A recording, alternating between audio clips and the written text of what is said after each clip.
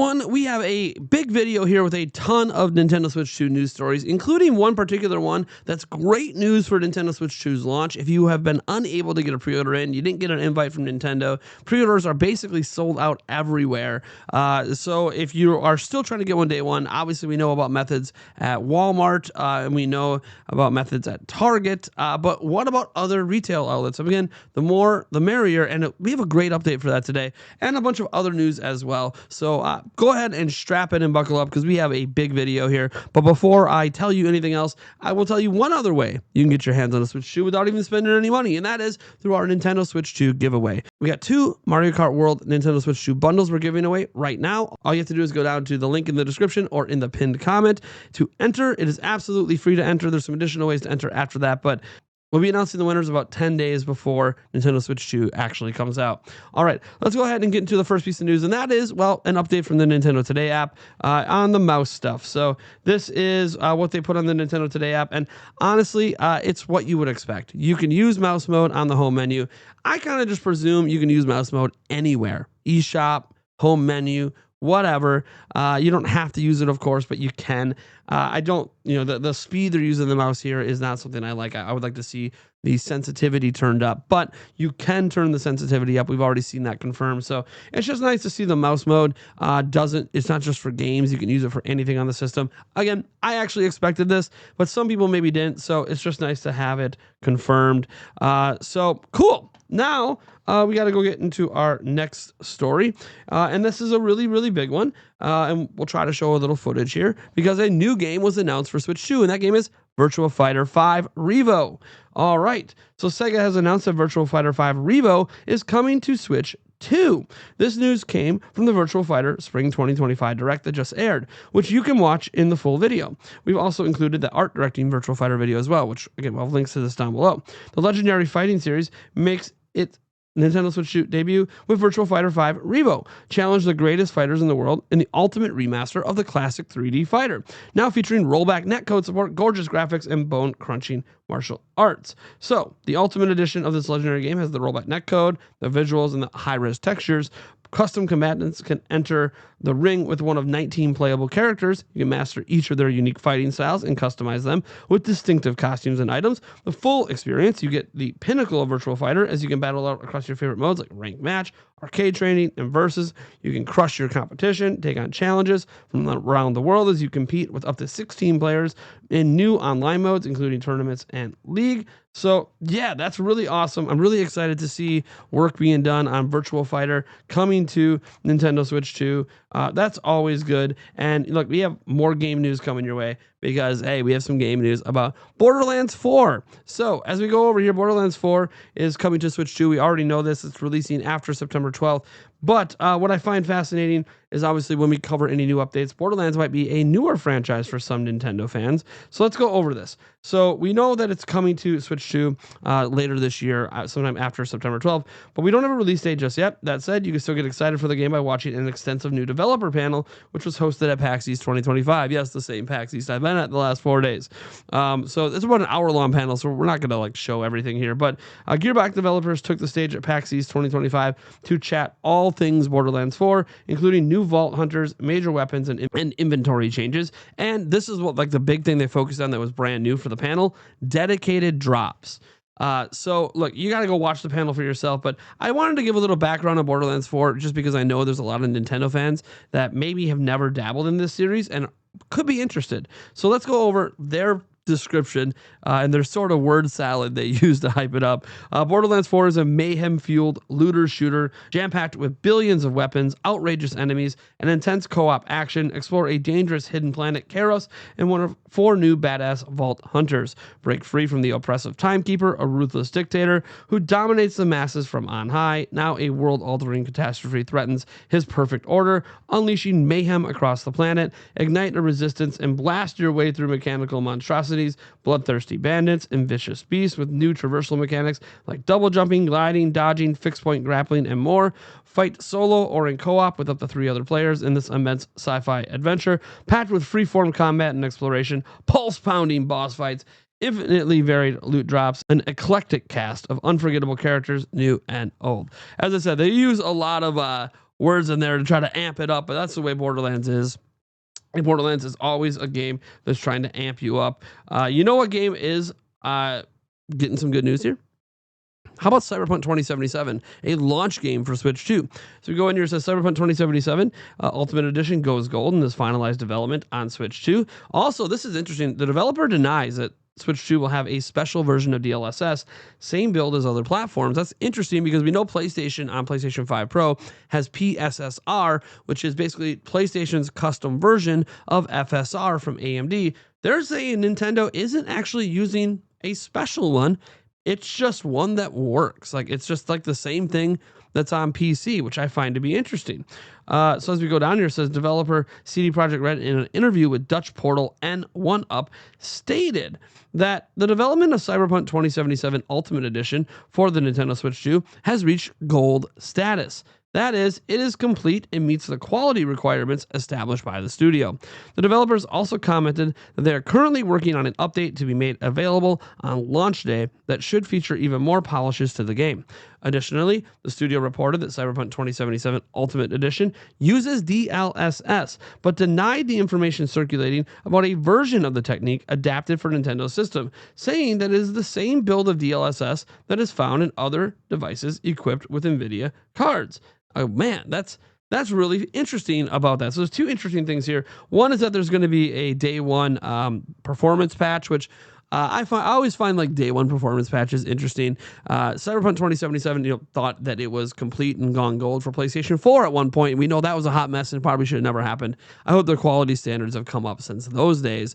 To be fair, what they've shown at the Nintendo Switch 2 experience ran way better than the game ever ran at launch on PS4. But still, it's valid to have concerns that, man, we have to have that performance patch day one. I'm still happy it's complete on Kart, and I'm hoping that it's a perfectly playable version complete on Kart. But day one performance patches are nothing new in this industry. And the lack of using a custom version of DLSS, I kind of thought there might have been one, but the fact that they never rebranded it and still called it DLSS, to me, I thought was just really interesting.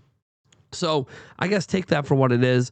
I'm just really excited to see this game come out. I have pre-ordered. I want to see how this runs on Switch 2. It's going to be really fun to go hands-on. So now we got to dive into our next story, and that is because, well, the other day on Nintendo Today, which we never covered, the box art for Mario Kart World was out. We have all this like little tiny things to point out about it. So as we go over here, we see Stealth put in here. Up here, this is the back of the box art in the U.S. You see the ESRB rating. That's how you know it's the U.S. one. World of Racing awaits. 24 drivers. Yada yada yada. Right. The thing is, like, half the back of this box art is taken up by like legal mumbo jumbo.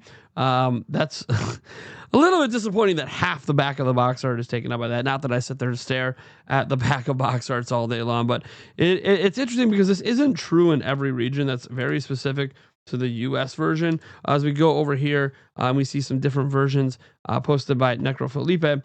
The Japanese one is an example. Like, here is the US one, and then here's the Japanese back of the box art. Much less legal mumbo jumbo, much more stuff shown. They still feature like the same images here, but you see like it was completely altered for the US back. They basically like cut it here and then like comboed it up here. I don't know. Look, it is interesting when you see the differences in the versions out there. And then one other thing that we can take a look at is the spine of the game. And because again, we actually have really cool spine. It's not like Nintendo Switch where it's all just standardized red with white text. We actually have like images and stuff as we go here, and we can see some of the spine. So this is like the European spine. You're seeing the Mario Kart World here, Nintendo logo down there, the Switch 2 here, the wraparound.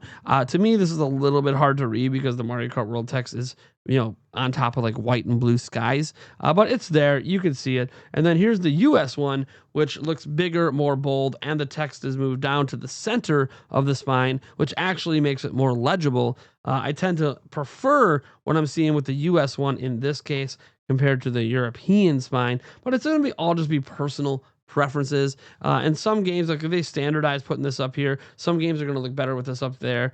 If they standardize putting it in the center in the US, some games are going to look worse with it being in the center. It's just going to be based on the art getting wrapped around. But either way, One thing I do notice here is there doesn't appear to be any outlines or drop shadows on this one.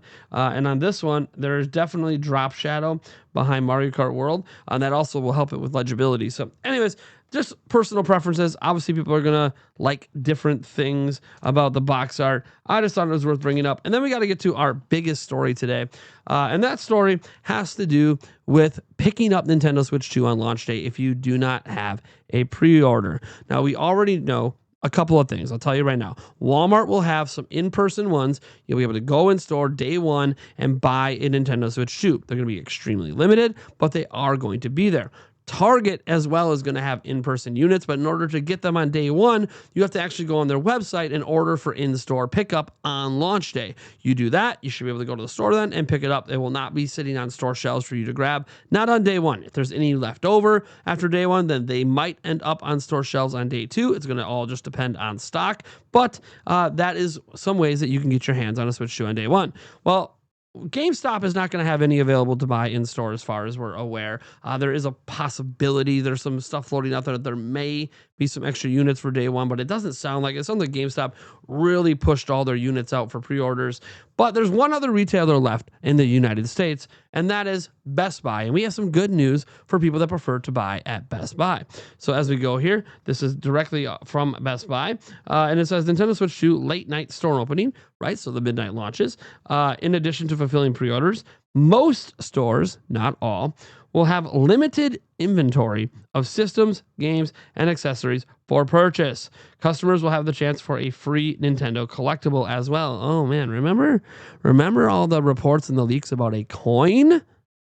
Remember that? The leaks and stuff about a collectible coin? Here we go. We're getting our first mention of a free Nintendo collectible. Check out our full assortment below. But again, they're basically saying on day one, yes, they are going to have a limited quantity in some stores of Nintendo Switch shoes on day one. So be it, and in this case, it's going to be like Walmart, where you can just walk in and buy the unit. You don't have to do the Target online order for in-store pickup thing. So there you go. That's pretty awesome. I'm really, really excited that they're just making a lot of these units available. Remember, Nintendo plans to sell 15 million in the next 10 months. They are not saying that they can't make more. In fact, they're actually noting that we probably need to produce more than 15 million, just in case that they sell out of 15 million and they got to sell more.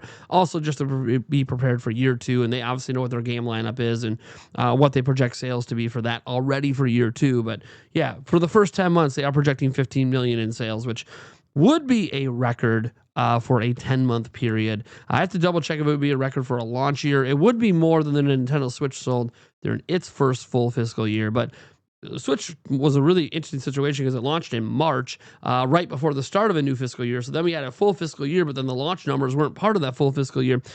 Anyways, I want to thank you guys for being here. I am Nathaniel Rebelgents from Nintendo Prime. I got to get editing this video, got to get it up, and then it's time to get pack-a-lackin' around here because this is the final video you're going to see of me in a Boston hotel room.